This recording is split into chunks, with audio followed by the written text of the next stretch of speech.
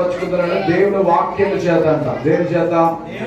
దేవుని వాక్యం చేత. కాబట్టి ఈ రోజున 2 రోజులు ఈవెంట్ జరిగింది ప్రభునామమున. హల్లెలూయా. కాబట్టి వాక్యమైన చేత మీరు యేసునామమున కడగబడ్డారు. హల్లెలూయా. కాబట్టి మీరు దేవుని వాక్యం ఎరిగిన వారంట, బలవంతులంట. ఎలాంటి వారు? ఈ రోజున వీరు బాణంగా తయారవుతున్నారు యేసునామమున. హల్లెలూయా. కాబట్టి వీరు శత్రులు గుండెలు గుచ్చుకున్నారు గాక, అలాంటి పాపరాజ్యాన్ని మీరు కూల్చురు గాక. యెహోవా కొరకు ఎదురు చూస్తాడు, నూతన బలం పొందునంట. ఏం పొందును?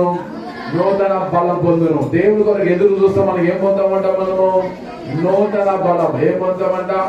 పక్షిరాజు యవనం కలుగుతుందంట మనకి. ఏమనము?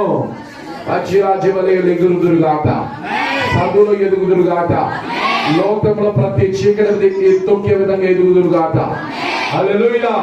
కాబట్టి దేవుడు మరి హల్లెలూయా పక్షిరాజు యవనంతో వీళ్ళు మార్చును గాక. ఒక దావీదు వలె, ఒక సంసోను వలె వీళ్ళు తయారవుదురు గాక. ఒక దెబోరా వలె తయారవుదురు గాక. ఒక ఎస్తేరు రాణి వలె తయారవుదురు గాక. హల్లెలూయా. కాబట్టి ఎందుకంటే వాక్యము వీరికి పరిశుద్ధపరిచింది దినము. హల్లెలూయా. ఈ ద్వారా అనేక మంది యవనస్తులు తయారవుదురు గాక. మీ ద్వారా అనేక సంఘాలు కట్టబడును గాక. దేవుని మాట